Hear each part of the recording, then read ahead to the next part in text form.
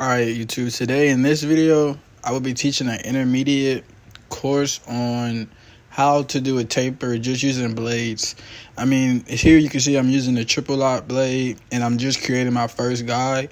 This entire haircut will be done with blades. The only adjustable, the only detachable I'm using is this triple lock with my Supra ZR2s. The rest of the haircut is going to be done with my my walls with the Babyliss blade with the skip tooth ceramic blade on it.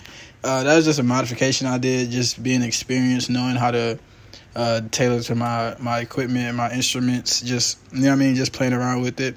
Right now I'm skinning the this taper area because I am, like I said, just using the blades to do it, so I don't want to create any harsh guides. I'm still going to flick out with this shaver just so that I can kind of get that out of there a little bit better, so that afterwards, whenever I do go in to clean up on my trimmer, I can find where I need to flick at the most. Using this system, I won't be going in to create any other harsh guidelines other than what I just did with the triple lock. And the other harsh guide I'll probably create is once I get all the way to my lever open, but that won't be until later on in this video, and then I'll explain to you how to remove that with just using the blades. I know for some barbers you are on a time crunch and you don't have enough time to just sit there and use all of your combs or attachments or your guides, however you want to call it. You don't have all that time, you know what I mean? So like, just to get something fast and knock it out, I am going in on this one a little slower so that it does make sense when I'm doing it, but this should help you get your fades down to at least 35, if not 45 minutes on a regular haircut. And right here, this is a full drop fade all the way around. So they did take me about, I say 45 to 55 minutes at the most. And that's just with the editing and everything else. But right here, I'm going in with my trimmers, just trying to clean up where I said I had that first guide at with the shavers. I did make sure I kept it at least, maybe I say like a third of an inch underneath where I want to begin my my taper process. Just because I know for a fact, once I do clean it up, if I did clean it up all the way to that line with the shaver, I was going to have another guy to take out, and I didn't want to have to create any more issues than what I already had to deal with. So here I'm just framing it, putting that curve on there a little bit. It's not nothing too heavy because I am going to come in later on and still make it sharp. I'm just rough drafting it. Now that entire cleanup portion is taken care of, now we're going in with the blade halfway open. All right, I just, tricked myself a little bit, but going in with that blade halfway open so I could create some type of transition to where I can find that triple lock and know where I want to create my lever all the way open at. So here you see me flicking at it, vigorous flicks, just making sure I clean up at it, but I don't dig into it. I'm not using my entire blade, but I am creating another guide to flick out later on whenever I do decide to go all the way open. So here, I just make sure that I'm cleaning it up. I could still go in with half of the blade or the full blade. It doesn't even matter, honestly, as long as you're making sure once you tap that scalp, you come right up off of it, immediately, so that it doesn't create anything higher than what you're trying to create, and it doesn't make it any harder to remove anything that you want to remove.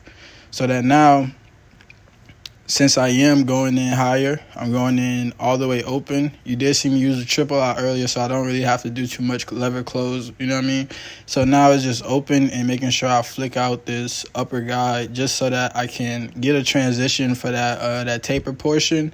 And then later on, you can see it is a little choppy where the bulk is. But, we're going to take care of that. That's nothing. So here, I'm making sure I use the corner of the blades just so that I can get a smooth transition from skin to where the taper is going to sit on this haircut. Just because I do not want to create any other harsh guides that'll force me to have to use any attachments. I don't want to have to use no combs on this haircut. And it is a little intimidating because you can see there is a hard guide right there, but with the process, it's going to come out. Here I'm going in close. Now that I already did that open work, I can clean up a little bit in between the triple lock and my adjustables. And here, it's just a whole bunch of lever play. I'm not going to lie to you, and it's simple. These are, I would say, they are zero gap, close enough, close enough to zero. They're not like overlapping or anything like that, but it is pretty close to zero gap. So here is just flicking at it. You can see that taper is softening up, and then those lines are coming out very smooth, and that's all you want. You know what I mean? You don't want to create anything too hard. I did make sure I went up about an inch all the way with this with the walls, just because I do want to create a transition, an even transition for this drop fade, and I didn't want to make it look like it was just too compressed, if that makes sense.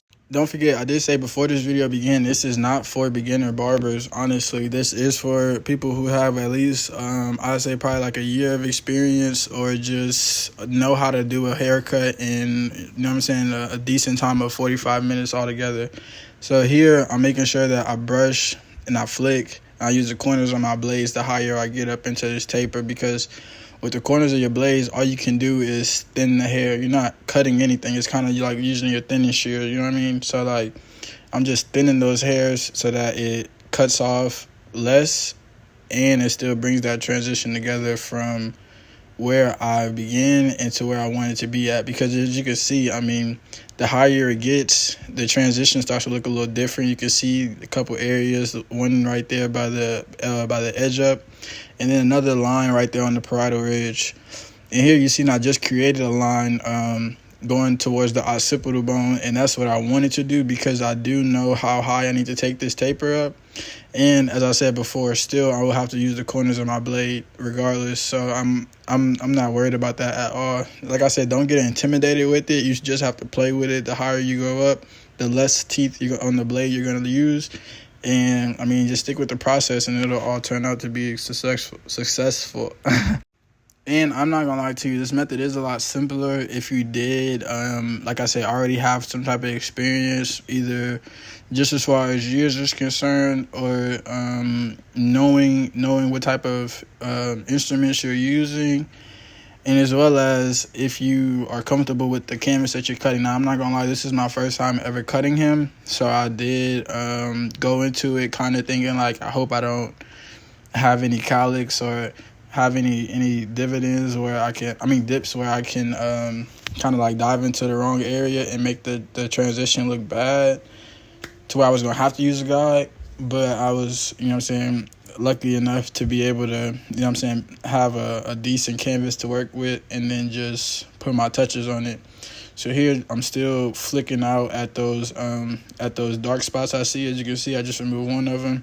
And I mean, they're just going to be like anywhere, honestly, unless it's just like you cut it down to a certain length or something like that. But those dark spots could be anywhere. You don't even have to use any guides. You could just take your clippers or your trimmers and then just flick at it evenly. So here I'm back at that bottom line. Sometimes I have to flip the trimmer over just so I can knock out the guide, but I mean, that's what you gotta do sometimes. And this isn't zero gap either. This is probably set like a millimeter off from being zero gap, just like the clippers are. But with the ceramic blade, it's not gonna cut as low as a metal blade is. And on these trimmers, this is a metal blade, so I mean, it cut a little closer, and it was perfect for that triple lock to just smoothly transition. As long as you have your blade set properly, you'll know what to use with what, and you'll know what you can't use with what. But I mean, once you master those certain phases, then you're able to move up into different types of fading and different trajectories of how you want a taper to come out. I mean, with this, it's a lot harder, because sometimes an experienced barber will be intimidated to even try something like this. But I mean, if you guys are interested in something like that, then this is the perfect way to go about it. And as you can see, I'm just using the corners of my trimmers just to knock at those bottom lines where my shaver was at and my triple lock, just to kind of blend it together a little smoother. And now I'm doing the same thing. I'm going up into the taper a little bit, but as you can see, it's still with the corner of the blade. I'm not trying to feed anything into it to where I got to make a harsh guide or cut off too much of the taper area. I just want a nice smooth transition, clean up as much as I need to, and still keep the silhouette of a drop taper there so that it looks like it is what it is, if that makes sense. So I'm just carefully notching at it. Now I'm going with the grain with the back of my trimmers, just so I can smoothen that hair out a little bit more. And right here, I mean, it'll be a little bit more noticeable. It kind of knocked it down a little bit, but it did give me space to see where I need to go in later on and do my detailing. And along the years, I've learned, I mean, sometimes the faster you work, the longer it takes you to accomplish what you're trying to accomplish because you're moving too fast. You know, sometimes you just got to take your time and then you'll get there faster than you expect. So here, I'm making sure I cleaned up the edges so I can get it nice and sharp so my frame is there. My silhouette to where my taper is at is on point. And as you can see where this bulk is, I have to take down a lot of that bulk so I can make sure it looks smoother, you know what I'm saying? So I'm going in with my Oster Topez. If you know anything about the Oster, you cannot zero gap their blades with the Oster blade, all right? So like that's a big issue to some people, but I mean it's kind of good whenever you're using it for more than one purpose. So here I'm using the corners of the blade and I'm just carefully flicking directly at whatever looks too dark to be there, you know what I'm saying? So I'm making sure I flick at the bulk on the parietal ridge. As you can see, some of them lines are already gone. I didn't even have to do a lot of work, just a couple flicks, and then this boom, you know what I'm saying? So that's what you got to make sure. You got to make sure you're using the corner of your blades. If you have to, use your mirror if you don't have that barber eye yet. And just keep everything consistent to where it flows together and it's not like you made a harsh guideline here, you made a harsh guideline there. And I did only show half of this cut because the other half, I mean, it's the same exact process. So I mean, this is the entire cut. I ain't skipping no tutorial. I mean, no transitions or anything like that. I'm showing you exactly what I did while I was cutting the entire time. And here I'm using the entire I think I'll probably say like three or four teeth on the blade just to get it to where I need it to be at. As you can see, it looks super smooth compared to what it did before. And now I'm just making sure I get that separation on the parietal ridge from where his tonsure is to his parietal ridge. And I'm still just using the blades. I didn't add no attachments at all. It's just straight blade work. You got to make sure you know how to set the blade on the skin. You don't want to set it flush on there to where you're cutting off everything, but just set the teeth on there to where it's enough to cut off what you need. And sometimes you might have to go a little lower, you know what I'm saying, like onto the taper and try that just so you know what you're cutting off and what you don't want to cut off or how low you want to cut it, you know what I mean? So that when you do get it, it's like with a coloring book. If you're looking at a color and you don't know what color you got, sometimes you just got to color on the edges of the paper sometimes just to see what it actually look like. And that's kind of the same process here. So, I mean, just make sure you know what you have to work with and you aren't overworking any processes and you aren't underworking any processes. It's just like a smooth transition. Now, if you look at the parietal ridge, it looks smoothly transitioned. Now that everything is laying where it's supposed to lay at, you got to make sure you aren't trying to, do overwork any areas or dig into something that you know that you need.